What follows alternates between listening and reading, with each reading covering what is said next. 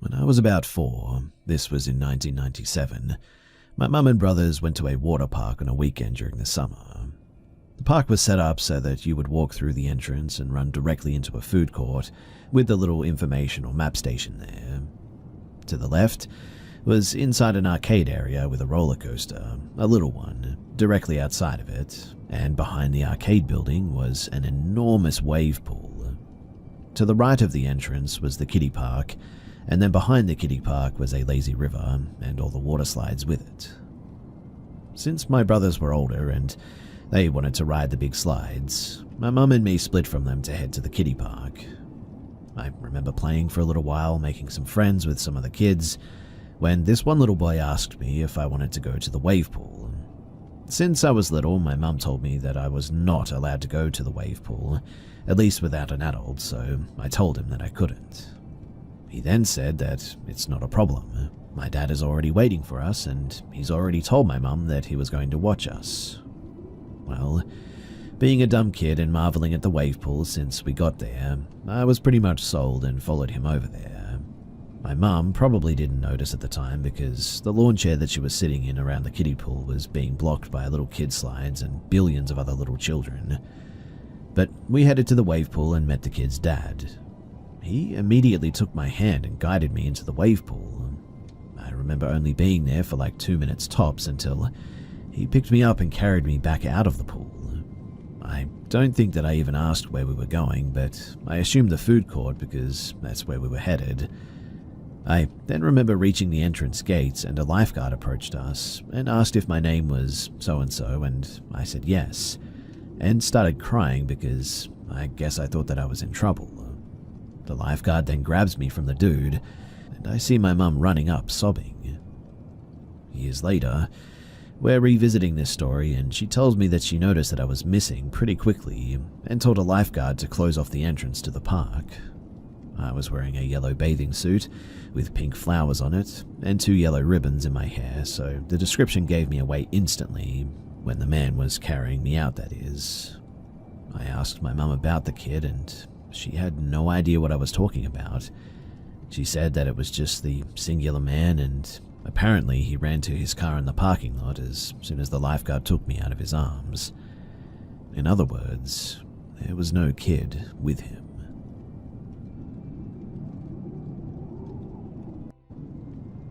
One night, while I was about 17 or maybe 18, I was living in this old Victorian home on the top floor. I lived alone. You could afford to live alone back then. And it was a creepy place. I loved the upstairs. It was very nicely done, and it was only $279 a month, close to the downtown of the city that I was living in. Now, one night, I was unexpectedly in for the evening. I had a full-time job, a part-time job as well, and a very active social life, so being home alone was pretty rare for me. It was raining very hard that day, and I remember looking outside and watching the puddles get bigger and bigger. I went to bed quite early. Suddenly, though, I woke up abruptly after what felt like I had been sleeping for a long time. It was completely dark, almost pitch black in my bedroom. There was just a bit of light in the corner of my room from the streetlight outside. I looked to my digital bedside clock. I had only been asleep for 5 minutes at the most, though. I kind of got chills then, and I heard what I can only describe as like a hissing sound. I looked up to the ceiling of my bedroom, and there was a black blob-like form that was just moving and changing size and slowly making its way to me. By the time the realization that it was coming to me hit me, I became unable to move my limbs, my body. I could not talk or scream. I just laid there unable to do anything but watch it get closer to me. When it reached me, it just kind of settled on me. I could feel its weight. I couldn't close my eyes. I so desperately wanted to, but I just couldn't. The terror that I felt cannot be described, though. The evil that I felt from this form was immense, and I have not felt anything like this, that kind of evil, in my life ever. After what seemed like hours, though, suddenly it was gone. My room got brighter and I was able to move again. I checked my clock, but again, only 5 minutes had passed. This experience happened 2 more times while I was living in that old Victorian house. I later learned, though, through research at the library, that I had apparently been visited by an incubus. When I returned to the city that I grew up in and lived in that house, I drive by it. It's still standing, and I don't know if it's divided up into 3 separate apartments now, but it's a lot more run down, that's for sure. A lot of strange things would happen in those rooms. Things would go missing, and I'd find them in very odd places. And as far as I'm concerned, that house, it's definitely haunted.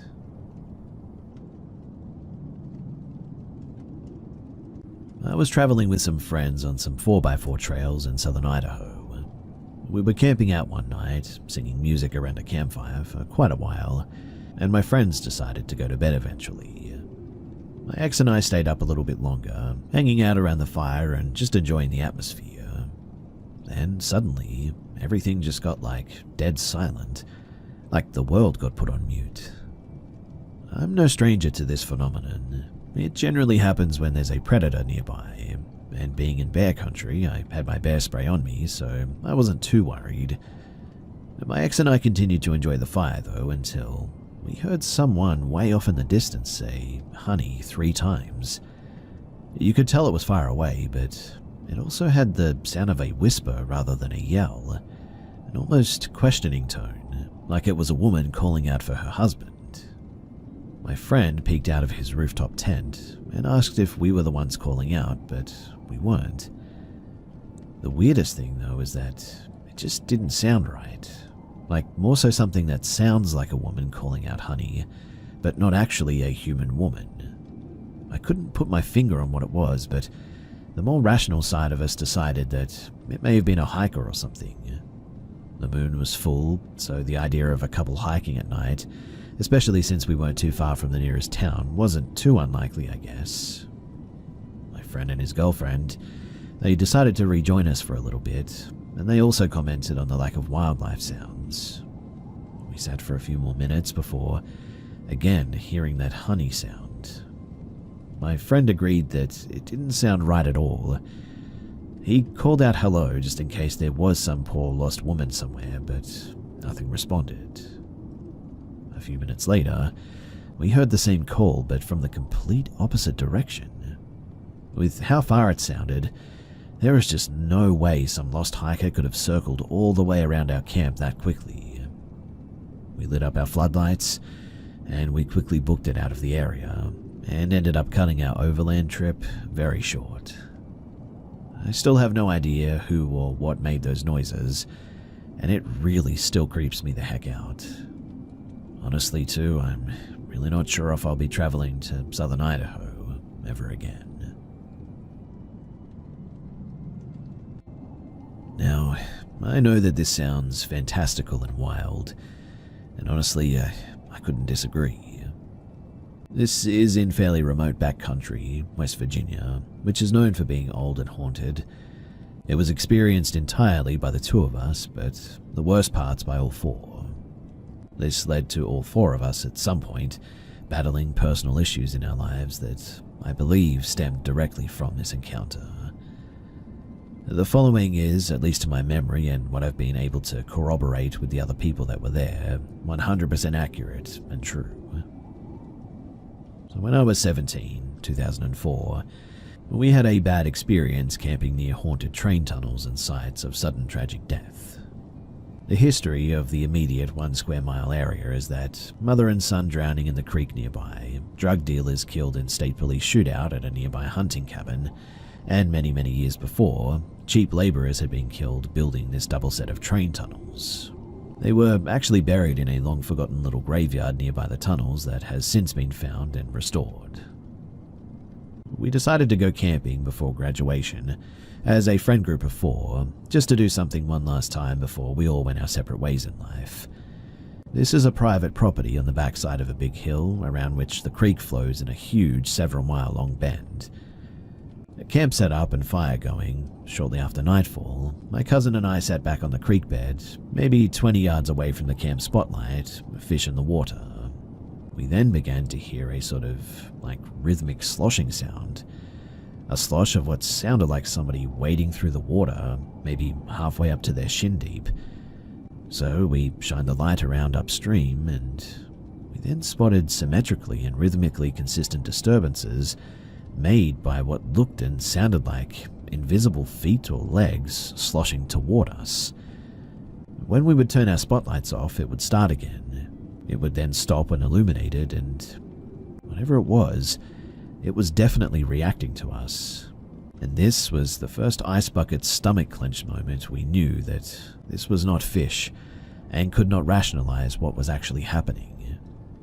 This scared us pretty badly, but we decided best to be kept to ourselves and join the others gathered at the fire suddenly. As we made our way back, we heard the sloshing make its way to where we were on the bank, and the noise stopped.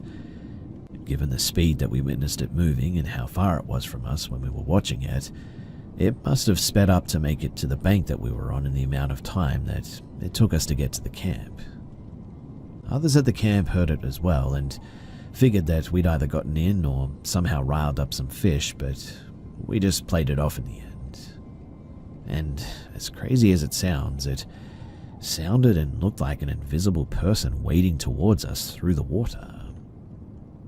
After the noise ended at the creek bank, we then all saw the tall grass disturbed as something that we couldn't see ran around the foliage perimeter of our circularly cleared campsite. Now, this could have been an animal, I admit, but whatever it was fast. We then began to hear what sounded like a man talking to us, as in speaking into the ear of each person, the left ear if that matters. At first it sounded like garble really, but after maybe 15 to 20 seconds, we could make out the words saying we shouldn't be there and we needed to leave, before finally addressing us directly and saying slightly more forcefully, "You need to leave." Obviously, as you can imagine, this was absolutely terrifying, and at first we thought that it was a person or group of people out there walking up on our camp and that it was dangerous. We were all frozen with fear though, but then adrenaline suddenly hit. As we freaked out and started to run to our ATV, all four of us saw what we all described as a tall black shadow man wearing what looked like a hat, relaxing against the front of our ATV.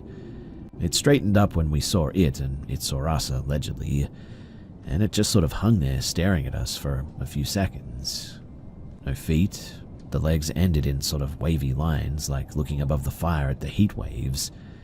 It stood out against the dark night behind it though, and it was definitely there. The girl screamed, which broke our fear freeze, and it zipped like the Flash back towards the train tunnels people had died in. Interestingly, when we went to start the ATV, it sort of turned over sluggishly as if the battery had been slightly drained, despite working fine not long before when we rode it down. This entire event happened over the course of, I don't know, I want to say maybe 5 to 10 minutes, and within an hour of the sun going down. After putting our story out there, I received a lot of feedback from people as well who have also had bad encounters in this area over many years. Even a guy I worked with who didn't know that we knew this area told me that my uncle had hired him to trap in that area, and it was the only place that he didn't check traps alone at night. He said that it was almost like the animals leave the place at night and it was completely quiet out there. No less than a month later, my uncle who owns the property was up on the hill raccoon hunting at night with a dog.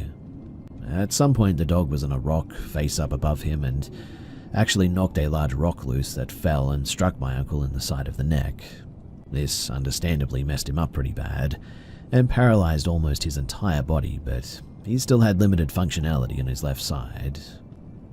We could never figure out how he got himself back to his ATV and turned it over and drove himself out of there because, really, he just wasn't capable of that anymore. It wasn't until probably maybe 2 or 3 years later, around Halloween, when my story makes its rounds on the local Facebook groups, that my uncle texted my mother out of the blue. You have no reason to believe my uncle's character reference, but honestly, he is a salt-of-the-earth, hunting, farming, working sort of man, even working past his retirement as a millionaire. He's honest, funny, and just incredibly a stand-up guy. He is easygoing, but also no nonsense for sure. In his text to my mother, though, he said, "I've never told anybody this before, and I probably won't again.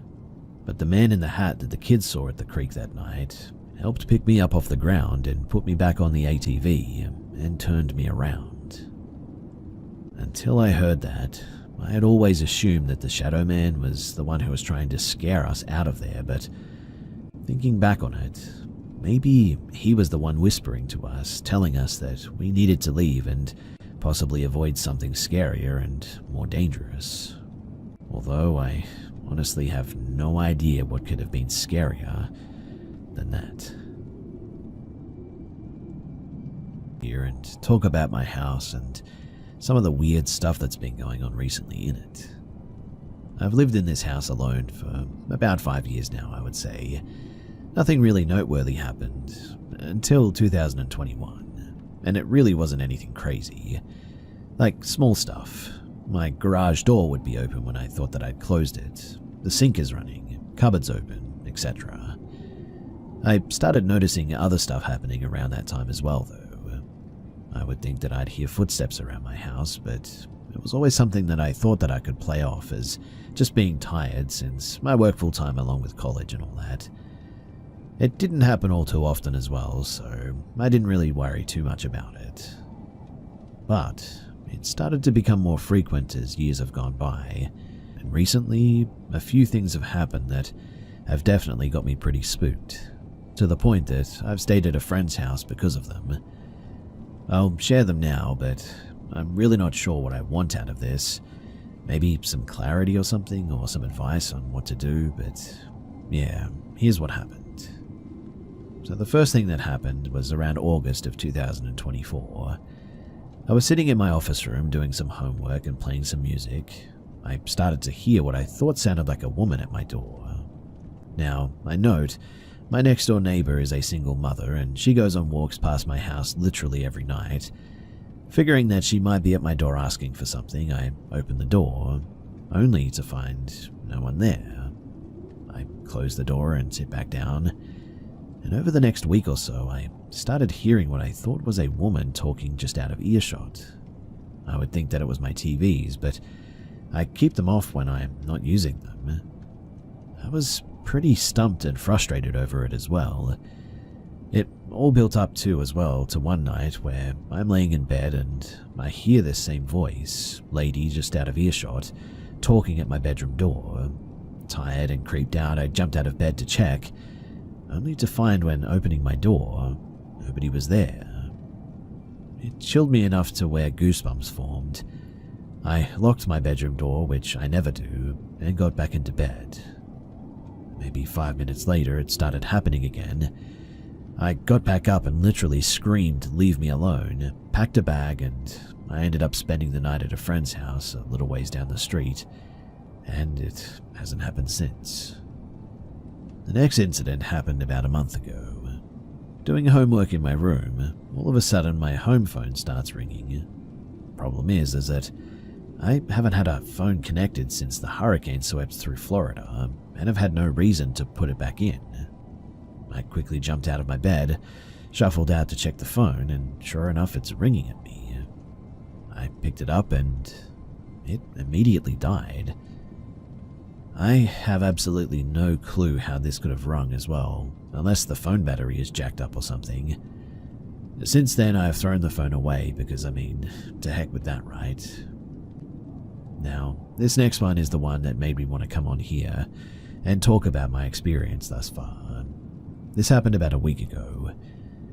So, I have a boxer puppy who turns 1 on Saturday, by the way, who is usually pretty relaxed. I've never seen him frightened because, frankly, he just doesn't even know what's going on half the time. It's probably about 1 or 2 in the morning. I'm chilling in my kitchen. Knox is laying next to me, probably wanting my food. Eventually, he walks away, and as I finally indulge into said food, he stops about 6 feet from my garage door and starts growling. Like, tail up, looking like he's going to bite someone, kind of growl. Mind you, I've never seen him growl like this, not once, so I was a little bit freaked out from the get-go, to say the least. I try calling him back over, but he is absolutely dialed into whatever he's growling at. I start walking over slowly to him. I turn the corner to look at my door, and it literally slams. It sounds like a giant object slammed right into my door, loud as anything. My dog jumps back and runs to go hide in my room. I, on the other hand, open my door, run into my garage to see if someone had tried to break in, only to see that everything was perfectly quiet. The door was fine too. Needless to say, I grabbed the dog up and we drove to stay at my friend's house for the night again after that. Since then too, I've been on edge the past week being at my own home. It feels like I have to watch my back constantly now because something just might happen. I'm losing sleep over this, and honestly, I really just don't know what to do at this point.